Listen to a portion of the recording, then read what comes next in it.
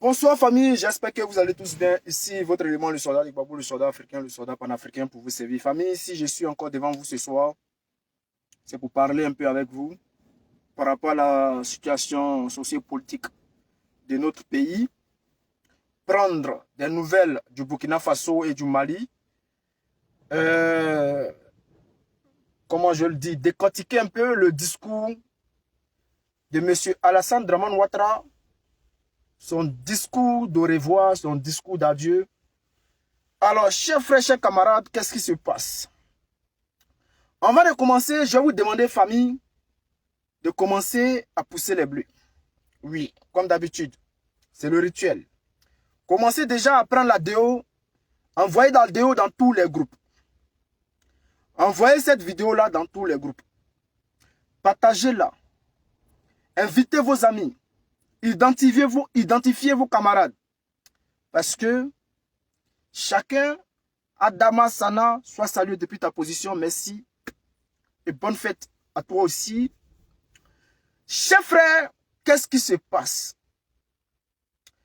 Alassane Draman Ouattara dit qu'il a créé 200 000 emplois pour la jeunesse ivoirienne. Je lève mes deux mains. Je ne peux pas dire Draman Ouattara ment. Tout ce que je peux dire, c'est que Draman Ouattara, les 200 000 emplois qu'il a créés, nous devons vérifier s'il a vraiment créé 200 000 emplois. Et nous allons également parler de son départ de la tête de l'État de Côte d'Ivoire. Ensuite, nous allons parler du Burkina Faso. Bien avant de commencer, j'aimerais ici m'incliner devant la mémoire de notre camarade panafricaine qui est tombé, Flo du Burkina Faso. Et j'aimerais dire Yako à toute la famille du Burkina Faso pour cette fête-là. Voilà. Qui est arrivée au moment où nous devrions récolter les fruits de ce que nous avons sémé, parce que cette lutte panafricaine est notre combat et est notre, comment je dis, est nos projets de l'avenir. Alors, chers frères, chers camarades, qu'est-ce qui se passe? Nous allons également parler du coup d'État. Selon certaines informations, il y aurait eu un coup d'État manqué au Burkina Faso. Alors, je ne confirme pas qu'il y a eu un coup d'État manqué. Ce que je sais, c'est que il y a des jeunes burkinabés qui sont sortis pour aller au rond-point Ibrahim Traoré, à la place Ibrahim Traoré. Alors, selon les informations, les gens disent que il y aurait eu une tentative de coup d'État. Moi, je ne suis pas sorti depuis parce que j'attendais une confirmation du gouvernement. Pour l'instant, le gouvernement n'a pas encore réagi. Mais je vais en parler. Alors, chers frères, Maurice, sois salué depuis ta position.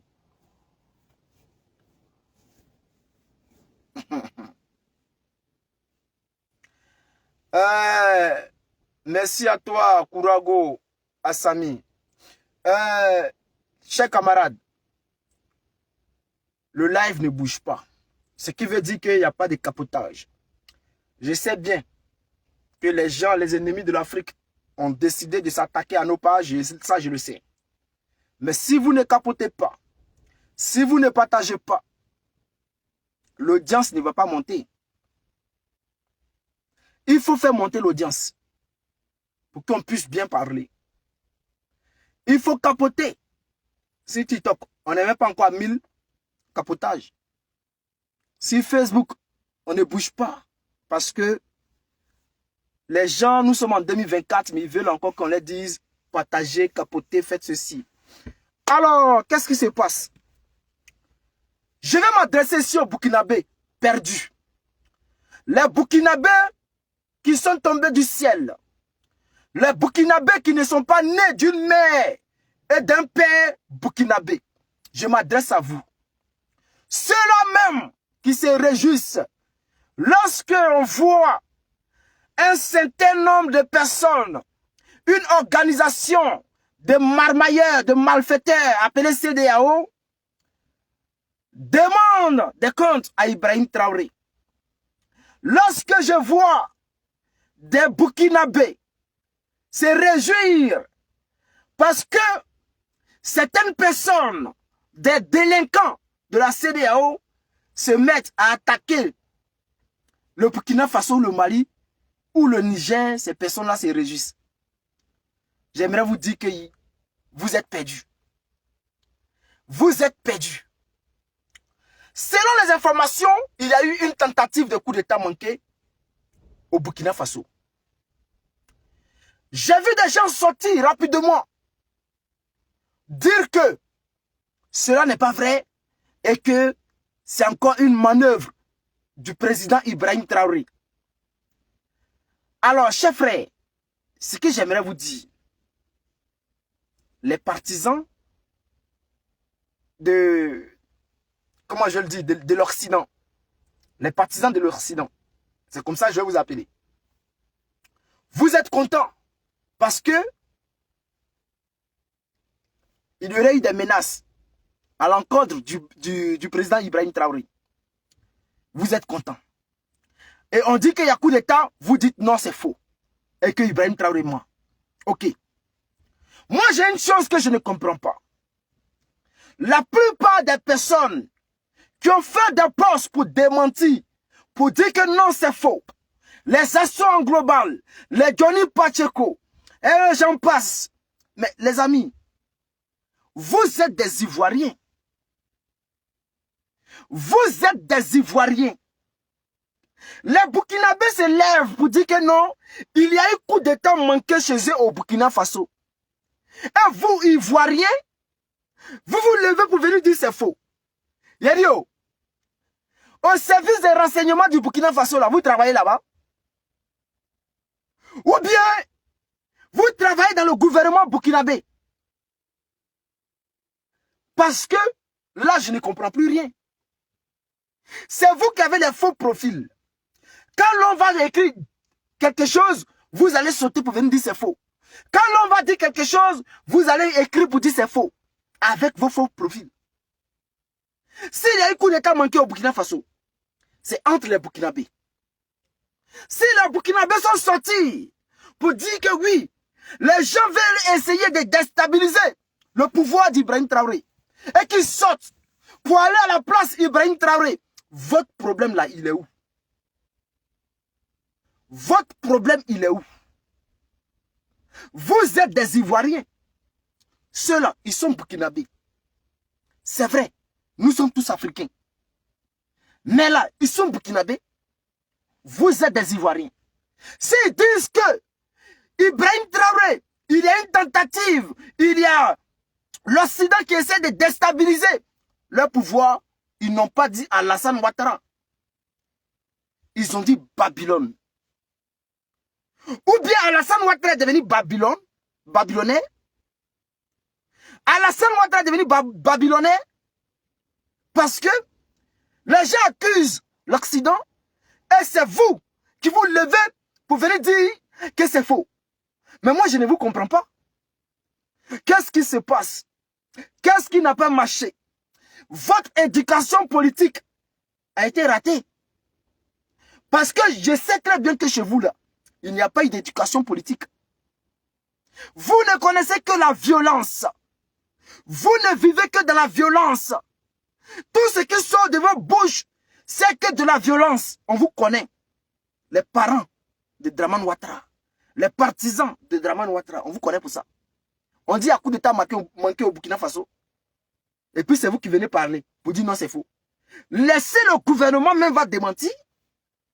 Ou bien laissez le peuple burkinabé même démentir. Ce n'est pas à vous de venir démentir. Et si les personnes, si des jeunes burkinabés sont sortis pour aller à la place Ibrahim Traoré, moi je ne comprends pas. Hein. Je ne sais pas vraiment où est votre problème. Parce que nous étions dans une période de fête. Et s'ils sortent, ça peut être un mouvement de fête. Ça peut être un mouvement de soutien à Ibrahim Traoré. Et si certaines personnes annoncent sur la toile qu'il y a eu tentative de coup d'État, cela ne vous regarde pas. C'est à eux, tout seuls, de régler le problème. Donc, chers frères, continuez à partager. Je sais que ma page a été restreinte.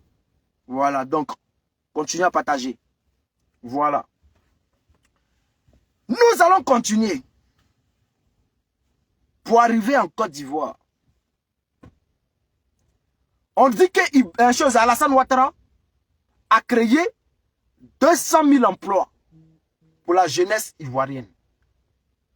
Alassane Ouattara aurait créé, selon lui, c'est dit, il a créé 200 000 emplois. Parce qu'il a donné 200 000, il a donné travail à 200 000 jeunes. Moi, la question que je vais poser, d'abord, les entreprises créées par Alassane Ouattara, est-ce qu'on peut avoir les cirés? Est-ce qu'on peut avoir la domiciliation de ces entreprises-là? Est-ce qu'on peut avoir l'adresse? Afin d'aller vérifier sur place les entreprises qui ont été créées par Alassane Ouattara et qu'est-ce qu'il a créé comme entreprise, afin de donner comme ça du travail à ces jeunes-là. Chers frères, nous allons continuer. Alassane Ouattara a menti aux Ivoiriens. Et là, les Ivoiriens comprennent. Ils arrivent à comprendre maintenant que Alassane Ouattara les a bénis. Les Ivoiriens arrivent à comprendre maintenant qu'Alassane Ouattara les a bénis. Où Dramane Ouattara veut partir, c'est là eux. Ils arrivent à comprendre maintenant. Lorsque je vois maintenant nos frères du Nord qui sont dépassés par la situation actuelle, ah, chers frères, vous vous réveillez trop tard. Il y a certains qui sont déjà réveillés, hein, mais vous là, vous êtes en retard. Parce que Dramane Ouattara vous a eu. Parce que cette histoire de création d'entreprise, Kirassé Alphonse Yaro, soit salué. Aboubakar Soré, soit salué. Donc, Dramane Ouattara dit qu'il a créé 200 000 emplois. Je vais vous expliquer. Il y a eu plusieurs dossiers qui m'ont été envoyés par des jeunes Ivoiriens qui m'ont dit ceci. Les emplois dont Dramane parle là, hein, c'est dans le secteur formel des micro-entreprises. C'est-à-dire quelqu'un se lève, il monte un dossier, il va voir Mamadou Touré pour dire que moi je vais faire ça, je vais gérer cabine. Je vais gérer cabine. C'est un exemple que je donne. Il va voir Mamadou Touré pour dire qu'il veut gérer cabine. Il va voir Mamadou Touré pour dire que lui, ce qu'il veut faire, c'est vendre, vente de téléphone. Alors, ils montrent le dossier. Ils vont voir, c'est un exemple que je donne. Hein, ils vont voir Mamadou Touré. Quand ils arrivent là, Mamadou Touré, c'est un exemple. Hein, Mamadou Touré prend les dossiers. Lorsque Mamadou Touré prend le dossier, qu'est-ce qu'il fait? Il regarde les projets des petits. Ceux qui ont envoyé, la jeunesse et les jeunes là, les jeunes qui ont envoyé les projets là, ils regardent les projets, ils récupèrent les projets et, c'est-à-dire ils ont un groupe au RHDP là, ils ont un groupe. Lorsqu'ils récupèrent les projets, eux-mêmes là, ils envoient les projets pour récupérer l'argent pour financer les projets.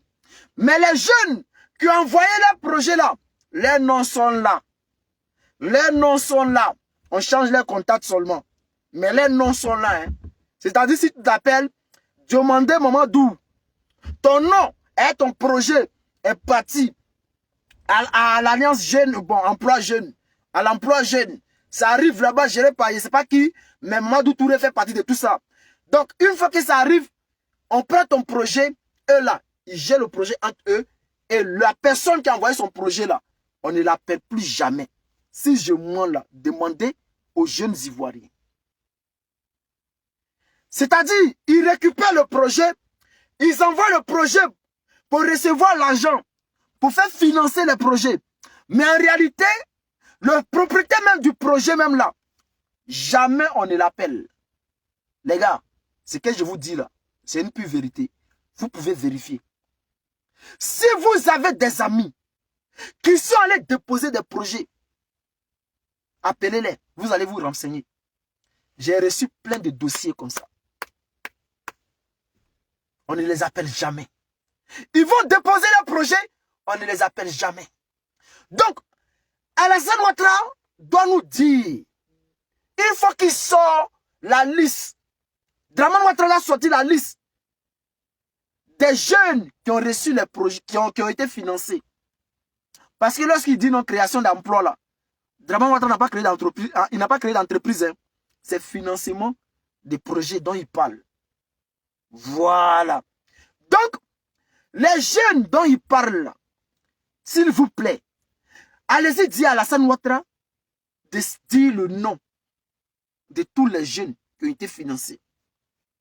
Et qu'il fasse passer les noms des jeunes qui ont été financés là. Leur nom doit passer dans les journaux.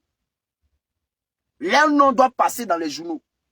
Et même là, et puis on va les dire, allez-y fouiller dans les journaux là. Vous allez trouver le nom, les noms des jeunes qui ont été financés. Les jeunes là même seront étonnés. Il y a ton nom là-bas qui est financé. Mais toi-même tu ne sais pas. Il y a des gens qui sont venus pleurer dans ma main ici parce qu'ils ont récupéré leurs projets. Ils ont récupéré leurs projets. Mais qu'est-ce que moi je peux faire? Moi je peux faire que parler. Voici maintenant même on ne veut plus que je parle. Tu parles même ton audience même là. Ça ne monte pas, ça ne descend pas. Ça est là comme ça. Parce que nous on veut nous fermer. En complicité maintenant avec Facebook. Ils sont en complicité maintenant avec Facebook. Ils veulent nous fermer maintenant. Alors, chers frères, dans le discours d'Alassane Ouattara, on comprend que Draman Ouattara a beaucoup de regrets. Puisque Draman Ouattara ne veut pas quitter le pouvoir. Chers frères, Draman Ouattara ne veut pas quitter le pouvoir. La dernière fois, je vous ai dit quoi ici? Je vous ai dit que la nomination de Chérif Ousmane présentait qu'il y avait un problème au RHDP, au sein du gouvernement. Pourquoi rappeler aujourd'hui Chérif Ousmane? Je vais voir des gens qui vont me dire non, il a bossé, oui, c'est normal, oui, c'est ceci. Mais Chérif Ousmane est un criminel. Ils ont nommé Chérif Ousmane à la tête de l'armée. Un criminel. Quelqu'un qui a tué des personnes. Quelqu'un qui a exécuté des personnes. Quelqu'un qui a commis des crimes. Les gens qui ont mis des gens dans les conteneurs pour les faire cuire. C'est ceux-là. Des gens qui ont les noms à la CPI pour du génocide. Lorsqu'on parle de génocide en Côte d'Ivoire, mais le nom de Chérif Ousmane se trouve à la CPI. Le nom de Chérif Ousmane se trouve à la CPI. Donc lorsqu'on prend Chérif Ousmane et qu'on le nomme à la tête de l'armée de Côte d'Ivoire, de l'armée de terre, chers frères, dites-vous que 2025 là, on sait tous comment ça va se passer. Je n'ai pas envie d'effrayer les Ivoiriens, mais on sait tous comment ça va se passer. Ce n'est pas terminé. Hein. Chérif Ousmane a été nommé, non? Calmez-vous, les autres arrivent.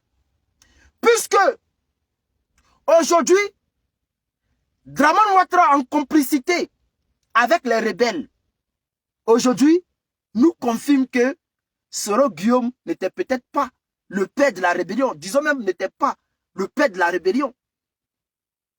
Parce que Draman, tu ne peux pas nous dire que Soro Guillaume était le père de la rébellion. Sachant très bien que ceux-mêmes qui ont commis les exactions dans cette rébellion, ce sont les Konezataria, les Chérif Ousmane, avec qui tu travailles. Et non seulement, tu les nommes maintenant à la tête de l'armée. À la tête de l'armée, tu les places. C'est pour vous dire quoi, chers frères? C'est très simple. Hein? Normalement, en 2025, quand on dit fin 2025, Ouattara doit se retrouver à la CPI. Alassane Ouattara doit se retrouver à la CPI. Mais qu'est-ce qui se passe? 2025 là, pour Draman Ouattara, ça passe ou ça casse. Ouattara est prêt à mourir au pouvoir. Ça passe ou ça casse. Pourquoi ne pas nommer un autre gars qui est dans la même situation qu'Alassane Ouattara? Pourquoi ne pas nommer Chérif Ousmane? Puisque Chérif Ousmane se trouve dans la même position que Alassane Draman Ouattara. Les deux doivent se rendre à la CPI. Alors, chef frère, je te confie l'armée. Je te confie l'armée de terre. Quand ça va commencer là, c'est à toi de combattre.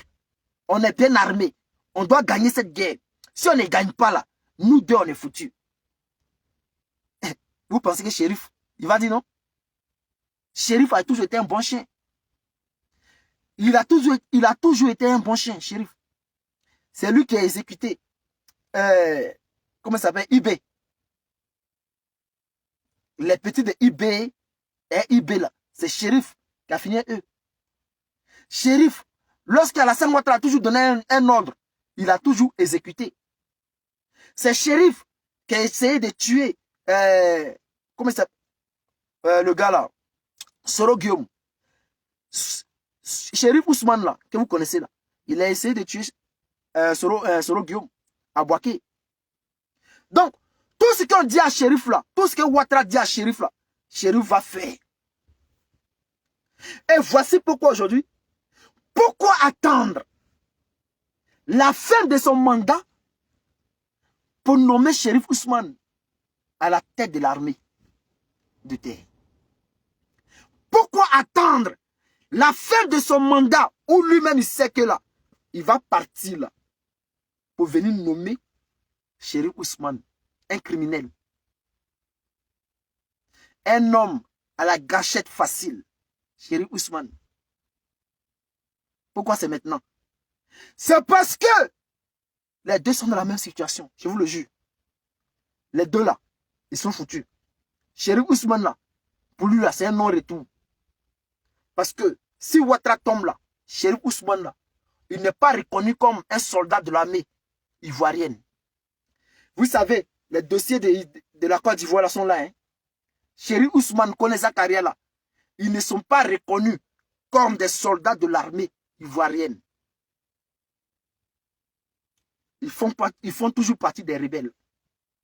Ceux qui ont défiguré la Côte d'Ivoire. Donc aujourd'hui là, où c'est gâté maintenant là, les voici qui sont en train de revenir à la tête de l'État de Côte d'Ivoire. On vous avait dit que 2024 là, ça allait ginzin. 2024 commence net là. Ils sont prêts, ils sont en train de se positionner pour aller au front. Tout ce que je peux dire ici à nos camarades, à nos frères, ça là, ce que vous voyez là, Ouattara, Elchi, Lassina, soit salué, Elchini, tout ce que vous voyez là, ce n'est que du blabla. Ce n'est que du blabla. Nous allons faire dormir ça. S'il veut, à la tête de l'armée de Côte d'Ivoire, il n'a qu'à mettre Chérif Ousmane. S'il veut, à la tête de l'armée de Côte d'Ivoire, il n'a qu'à mettre Kone Zakaria. Il n'a qu'à prendre Soumaïla Bakayoko. Il n'a qu'à les mélanger les trois pour les mettre à la tête de l'État de l'armée de Côte d'Ivoire. Ils vont tomber. Ils vont tomber. Ces petits soldats, bon, pas soldats, ces petits voyous, ces petits bandits, ces petits criminels qui ont défiguré la Côte d'Ivoire depuis 2002, ceux-là, ils ne pourront pas arrêter ce qui arrive. Et Ouattara le sait très bien. Ouattara sait très bien que ce qui arrive là, les personnes qu'il est en train de nommer à la tête de l'État de Côte d'Ivoire ne pourront pas arrêter ce qui arrive. Vous voyez aujourd'hui? Mais si tu payes des milliards à une force étrangère pour venir te protéger sur ton territoire, ça sert à quoi de t'embrouiller avec l'armée? Ça sert à quoi de prendre des personnes qui ont leur nom à la CPI pour venir les mélanger avec l'armée de ton pays? Si tu dis que tu ne fais pas partie des criminels qui ont défiguré la Côte d'Ivoire. Si tu ne fais pas partie, pourquoi mélanger ces criminels-là avec ton armée? C'est parce que tu sais que tu joues ta dernière carte. Alassane Ouattara joue sa dernière carte. Puisque aujourd'hui, il n'a que recours à la violence. Il a compris que la France ne voulait pas de Tené Brahima Ouattara. La France ne veut pas de Tené Brahima Ouattara. Parce qu'ils ont déjà choisi. Donc, qu'est-ce qui reste? Qu'est-ce qui reste à Alassane Ouattara? Il ne reste plus que la violence à Alassane Ouattara. Et la violence, c'est ces gars-là. Ce sont ces personnes-là. Vous les connaissez. Les Kone Zakaria, les Soumaïla Bakayoko, les Shérif Ousmane, tous ceux-là, tous ce lot-là. C'est à ceux-là où Ouattara va maintenant se confier. C'est pour cela que je dis aux Africains qu'ils ne sont pas trop quoi. Quand je parle d'Africains, je vais parler du groupe. C'est le groupement RHDP. Le groupement RHDP, avec les rébellions là, ils ne sont pas trop intelligents. Il y a quelques années, Alassane Ouattara vous a repoussé. Il y a quelques années, vous vous êtes retrouvés au plus bas de l'armée de Côte d'Ivoire. C'est-à-dire, lorsque vous avez fini de tuer les Ivoiriens et que vous avez pris le pouvoir, c'était le moment pour Alassane Ouattara de vous récompenser. Mais qu'est-ce qu'il a fait? Alassane Ouattara vous a rejeté. Il y a d'autres qui sont devenus préfets des régions. Dans le fait de préfet des régions, il va commencer à les rappeler. Tellement qu'ils sont mouillés.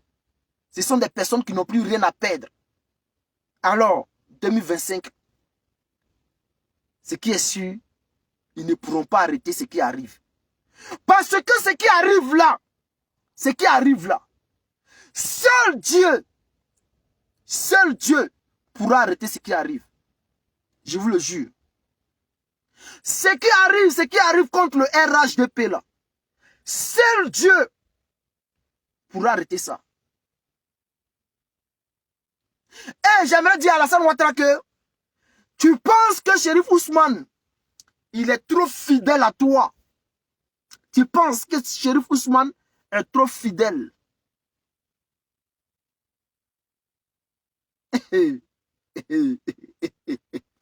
Ça me fait rire parce que c'est fini pour le vieux Grigou. Mais aujourd'hui là, nous Ivoiriens, on est là, on regarde. Ça pleut à gauche, ça pleut à droite. Nous là, on regarde. Parce que moi, j'ai trop parlé aux Ivoiriens ici. Qu'est-ce que je n'ai pas dit aux Ivoiriens? Affaire de la vie chère. Lorsque tu parles, les mêmes Ivoiriens qui mangent, qui sont en Côte d'Ivoire, qui payent la bouffe pour manger, qui pleurent, qui disent qu'ils mangent une fois par jour là, ce sont les mêmes là qui viennent m'insulter. Lorsqu'on leur disait que Ouattara se sert d'eux, ce sont les mêmes personnes là qui venaient m'insulter. Mais aujourd'hui là, l'électricité qui augmente de 10%, c'est-à-dire ils ont fini d'augmenter une là, autant de Gbagbo. 1 litre là, je ne sais même pas si c'était 300 francs, ou bien 350 francs, ou bien comme 700 francs. Aujourd'hui là, c'est à 1200. Les gens diront quoi? Non, c'est parce que la Côte d'Ivoire évolue. Il faut être africain pour réfléchir ainsi. Non, il faut être RHDP, même pas africain. Il faut être RHDP pour réfléchir ainsi. On nous disait que le kilo de viande était à 1200. Je ne sais pas si c'était 1200 en temps de Gbagbo. Aujourd'hui, c'est combien? Aujourd'hui, c'est à 3000. Qu'est-ce qui se passe? Qu'est-ce qui n'a pas marché? Ce même monsieur qui passait sur le plateau de télé pour dire aux Ivoiriens que la vie est trop chère, il faut chasser Gbagbo Laurent. Il faut chasser Gbagbo parce que la vie est chère. Aujourd'hui, c'est lui qui vient s'asseoir, qui augmente tout. Parce qu'il a pris trop de crédit. Les moutons du RHDP, lorsqu'on leur disait que prendre crédit n'est pas bon, qu'il y aura des retombées. Ces mêmes moutons me disaient, mon ami, on n'a rien à foutre de tout ce que tu dis. Voici qu'aujourd'hui, Alassane Ouattara dit aux Ivoiriens, les gars, on a trop pris crédit. Mais tu as pris crédit là avec qui? Tu as pris crédit là avec qui? Tu as pris ça seul. Gbagbo Laurent ne l'a jamais dit que les gars, la Côte d'Ivoire, il y a trop de crédits. On doit rembourser les crédits. Je vais augmenter l'électricité de 10% ou bien pour 5%, de 5%. Voici qu'Alassane Ouattara vient dire que oui, ça ne va pas. Nous allons augmenter l'électricité de 10%. Si tu payais 100 000 francs, aujourd'hui tu vas payer 110 000. Si tu payais 200 000 francs, aujourd'hui là tu vas payer 220 000. Si tu payais 1 million, tu vas payer 1 200 000. Mes chers frères, ce n'est pas tout. Ce n'est pas tout. Je vais vous raconter une histoire réelle. Parce que l'heure a fait d'augmentation de l'électricité de 10%. Ils ont menti aux Ivoiriens encore dedans. Ils ont fait croire aux Ivoiriens que 10% là, c'est-à-dire, quand on dit 10% là, tu ne connais pas. Hein? Un gars qui payait ses factures à 20 000 francs, 20 000 francs. Les factures viennent d'arriver et les factures sont à 200 000 francs. Le gars est devenu fou dans temps de fête en Côte d'Ivoire. Facture qui venait à 20 000 francs, lui payait ses factures à 20 000 francs. Facture là arrivée, c'est 200 000. Donc 10% s'est retrouvé à 80%. C'est-à-dire aujourd'hui là, ils vous ont dit 10%, non? C'est pas 10%, ils vont mettre normalement. Hein? Non, c'est eux-mêmes qui mettent les chiffres. C'est-à-dire, de 10%, le gars paye 80%. Le gars paye 200 000 aujourd'hui. Les gars, nous sommes plus de 150 personnes. Nous devons capoter. Pour atteindre les 20 000 capotages. Facebook là, ils ont tué l'algorithme. Là, je ne parle pas. Ça va rester comme ça. Mais TikTok là, on peut monter. Si on arrive à 20 000 capotages, on peut monter. Parce qu'il faut qu'on vous explique comment Ouattara a échoué. Comment Ouattara a menti aux Ivoiriens. Et Ouattara qui ne veut pas quitter le pouvoir. Il ne veut pas quitter le pouvoir. Il veut encore créer la guerre. Mais, chers frères, vos histoires de payer l'eau augmentée, loyer augmenté, tout a augmenté. Personne n'en parle aujourd'hui. Puis Chéri Balé, bon, ils ont piraté sa page Facebook. Et même si elle parle aujourd'hui là, ce qu'elle faisait avant, elle ne peut plus le faire en Côte d'Ivoire. Parce qu'il y a un peu de peur quand même. Ils l'ont trop mis en prison. Et lorsqu'on la met en prison, les Ivoiriens ne peuvent pas manifester pour demander sa libération. Donc elle aussi, elle fait sa politique maintenant autrement. Parler doucement. Ne pas trop crier si y a d'eau. En Côte d'Ivoire, personne ne peut parler. Personne ne peut parler à part un monsieur qui s'appelle Gbagbo Laurent. À part un monsieur qui s'appelle Gbagbo Laurent. Qui est venu démontrer à travers son porte-parole, Koné Katina, que dans cette histoire de Cannes là, ils vous ont volé encore. C'est dans les milliards qu'ils ont pris là. Ils ont volé les Ivoiriens. Mais aucun Ivoirien ne parle. On est concentré sur les buzz. Donc, chers frères, c'est pour vous dire que Ouattara ne veut pas quitter le pouvoir. Donc, en ce moment, il fait des recrutements. En ce moment, il nomme des personnes qui ont leur nom déjà à la CPI, connus comme des criminels. Malheureusement, cette cour de justice, vrai là, ce n'est pas une cour de justice, parce qu'elle ne fonctionne pas. On ne peut pas comprendre que des criminels traînent en Côte d'Ivoire, et puis cette cour de justice est là. Elle les regarde. Elle ne fait rien. Donc ce n'est pas vraiment une cour de justice. Donc c'est à nous-mêmes de gérer ce problème-là. Et nous allons gérer ce problème. Nous allons régler ce problème-là. Je vous le dis, j'ai confiance en ce que je dis. J'ai confiance en ce que je dis. Ouattara sera candidat en 2025. Écoutez-moi très bien. Ouattara va s'imposer en 2025. Parce que la France, là, elle s'en fout.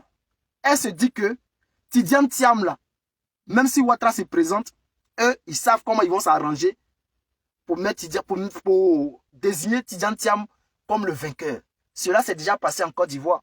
Ils ont pris le président de la CEI en otage pour aller dans le QG de l'adversaire pour le désigner comme le vainqueur. Donc pour la France, c'est Tidjane Thiam. Et Ouattara aussi, qui ne veut rien lâcher, est prêt maintenant à aller affronter maintenant avec la force. Puisque voici qu'il est en train de rappeler les anciens rebelles à la tête de l'armée. Bon, moi je ne comprends pas. Si aujourd'hui, vous devez vous affronter entre vous, c'est-à-dire la France et son garde d'hier, nous les autres là, nous sommes là, nous regardons. Mais ce que je peux dire aux Ivoiriens, c'est que le pouvoir ne sera pas ni au RHDP, ni avec Tidjane Thiam. Parce que, aujourd'hui là, le PPACI, je ne pense pas que leur allié va se laisser faire. Ils ont gagné au Mali. Ils ont gagné au Burkina Faso. Ils ont gagné au Niger. Centrafrique, ils ont gagné. Je ne suis pas sûr qu'ils vont se laisser faire. Wallahi billahi. Parce que le pouvoir, ils ont décidé de donner le pouvoir aussi à Gbagbo Laurent. Nous, si tout était légal, si aujourd'hui, on nous disait que l'élection qu'on va faire là, on va faire ça légalement, sans tricherie, sans rien du tout, on allait partir gagner. Là, on le sait. On allait partir gagner cette élection. Mais aujourd'hui, là, on est parti un peu aux législatives et aux municipales. On a bien vu comment tout est planifié, comment tout a été manœuvré, comment les gens veulent tricher en 2025. On connaît les plans. Alors, qu'est-ce qui se passe? Nous aussi, nous sommes prêts. Et nous savons que nous avons mis aussi des pièges. Et que nous savons très bien qu'en allant aux élections de 2025, si tout se passe normalement, on gagne. Il n'y a pas de débat à ça. Maintenant, la seule personne aujourd'hui qui n'a pas confiance en elle, c'est Dramane. Puisque aujourd'hui, si tu vas recruter des personnes, nous ne sommes pas en guerre. Tu vas recruter une armée parallèle. Bon, tu laisses ton frère recruter. Même si ce n'est pas Dramane Ouattara, photocopie c'est Dramane Ouattara. Les deux c'est pareil. Ton frère va créer une armée parallèle qui n'a rien à voir avec l'armée de Côte d'Ivoire. C'est pourquoi. C'est pourquoi. Tu vas prendre Chérif Ousmane pour le mettre à la tête de l'armée de terre. C'est pourquoi. C'est pourquoi. Pourtant, il y a des gens qui ont fait école de ça en Côte d'Ivoire. Il y a des gens qui ont fait école de ça. Il y a des gens qui ont duré dans l'armée. Il y a des gens qui sont battus dans l'armée. Qui ont plus d'expérience en matière d'armée de terre que Chérif Ousmane. Chérif Ousmane, il a fait quoi? Guerre qu'il a fait en Côte d'Ivoire, il a perdu. Chérif Ousmane, la guerre qu'il a fait en Côte d'Ivoire, là, il a perdu. La seule bataille que Chérif Ousmane a gagnée, là, c'est contre IB. Où IB a été piégé. Ils ont encerclé IB. Il a tué IB. Il a tué ses petits. Ça, là, c'était un piège. Embuscade. Dis à quelqu'un que vient, le président va causer avec toi. Il a décidé de parler avec toi. Et la personne se dit, ah bon, c'est terminé. Voici, il va y avoir réconciliation. La personne prend la route. La personne arrive et on tue la personne. Par embuscade. Ça, là, ce n'est pas une guerre. À Yopougon, il a perdu. Il fallait que la France vienne déloger la marine avant qu'elle lui va venir là-bas. Donc, c'est quelle stratégie d'armée? On a vu ici à Djigidoni, et puis tirer sur pancarte. On a vu. Donc, ce sont des personnes qui n'ont pas d'expérience. Bon, la Côte d'Ivoire n'est pas en guerre. Donc, pourquoi venir mélanger l'armée? Pourquoi venir mettre des frustrations dans l'armée? Puisque l'armée n'est pas en guerre. Ils sont venus mettre de la frustration dans l'armée. Prendre des personnes sans expérience. Eux, on les nomme parce qu'ils ont la gâchette facile. C'est tout. C'est tout. Maintenant, puisque vous avez nommé ces personnes, on connaît déjà vos plans. On connaît vos plans. Vous êtes prêts à aller faire la guerre en 2025. C'est ce que vous êtes en train de dire. Si c'est pour aller faire la guerre, vous allez vous battre entre vous. Nous, on va récupérer le pouvoir. 2025 n'est plus long. C'est ce qui a surpris Alassane Ouattara. Alassane Ouattara a été surpris. Parce que lorsqu'il prenait le pouvoir en 2020, il se disait que 2025 là. Il s'est dit que 2015, c'est arrivé vite parce qu'il y a eu la guerre en 2011. Donc en 2011, il y avait tellement de pression, donc il n'a pas vu les choses venir. Donc ça allait très vite. Mais en 2020 là, il se disait qu'il n'y a plus rien en face. Il allait gérer, il allait durer au pouvoir. Mais 2020 est déjà fini. On est en 2025 déjà. Demain là, l'année prochaine c'est 2025. Ça allait très vite. Il n'a pas vu venir. C'est pour ça qu'on vous dit que RHDP, le pouvoir n'est pas éternel. Le pouvoir n'est pas éternel. Vous allez beau crier. Vous allez beau faire ce que vous voulez. Mettre les gens en prison. Les assassiner. Malheureusement, le pouvoir n'est pas éternel. Votre lion, il va tomber. Le lion a tellement maigri. On lui donne de la viande maintenant, il ne peut même plus manger. Il ne peut plus manger parce que c'est terminé pour le lion. C'est fini. Alassane Ouattara est seul, livré à lui-même, avec ses problèmes. Ouattara est livré à lui-même. Il a chassé son compagnon, Soro Guillaume. Aujourd'hui, il est contre Soro Guillaume. Il a chassé, bon, pas chassé même, déposé en bac. Il a déposé en bac, vite fait. Gon Coulibaly a été comme un mouton de sacrifice. Ils l'ont sacrifié pour sa réélection. Bon, pour son brigandage du pouvoir, il a sacrifié Gon Coulibaly. Voici qu'aujourd'hui, il a cru que le pouvoir était éternel. Mais le calcul du RHDP a été tellement mal fait, je vais vous expliquer.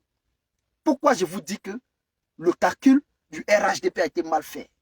Chers frères, chers camarades, ils ont cru que Gbagbo n'allait plus jamais revenir. Ça a tué les calculs. Gbagbo est revenu. Ça a tué les calculs.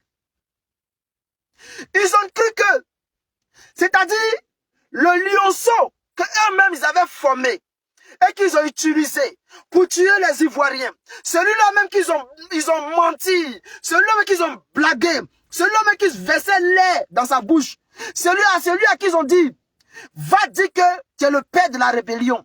Mais les Ivoiriens ne sont pas gawa. Soro Guillaume était avec vous. Mais nous là, lorsqu'on analyse, on ne sommes pas bêtes.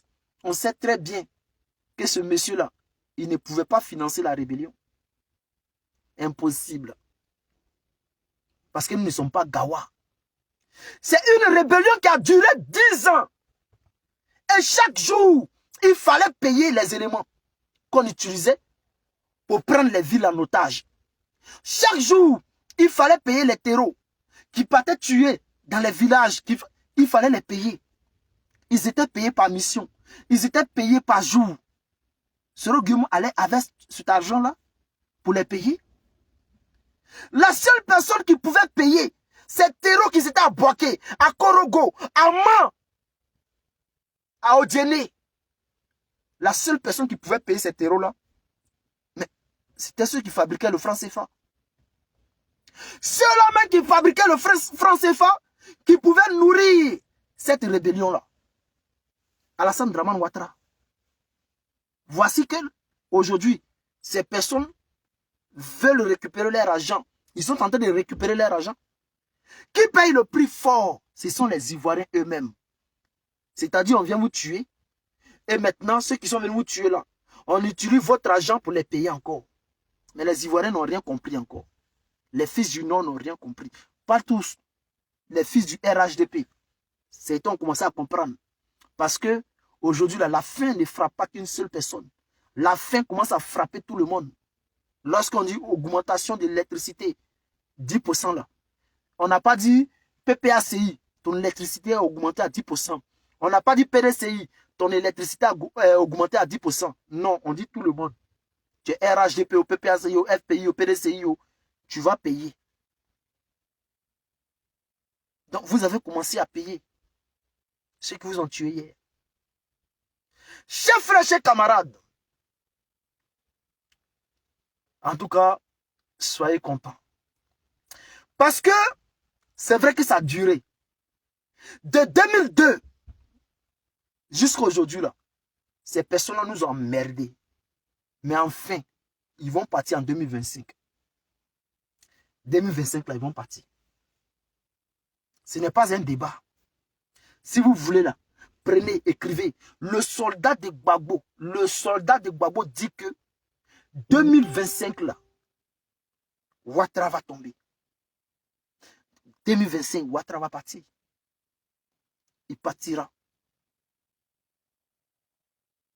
Je n'ai pas envie de parler. Je n'ai pas envie de donner trop de détails. Je n'ai pas envie de casser trop de papos. Ce que je sais, il partira. Est-ce que vous avez confiance au président Gbagbo Laurent? Est-ce que vous avez confiance au président Gbagbo Laurent? Si vous avez confiance au président Gbagbo Laurent, les gars, on doit arriver à 20 000. Nous sommes à 16 000 cas. On doit arriver à 20 000 cas. Capoter les cœurs. On doit arriver à 20 000 cas. Partager. Si vous avez confiance à Gbagbo Laurent, écrivez, nous avons confiance à Gbagbo Laurent. Je vais vous expliquer. Si vous avez confiance à Gbagbo Laurent, écrivez, nous avons confiance à Gbagbo Laurent. Je vais vous expliquer. Gbagbo Laurent prendra le pouvoir en 2025. Parce que cela a été écrit. Cela est déjà écrit. Personne ne peut toucher Gbagbo Laurent. Personne ne peut faire tomber Gbagbo Laurent. À part Dieu. Ils ont essayé. Ils ont échoué.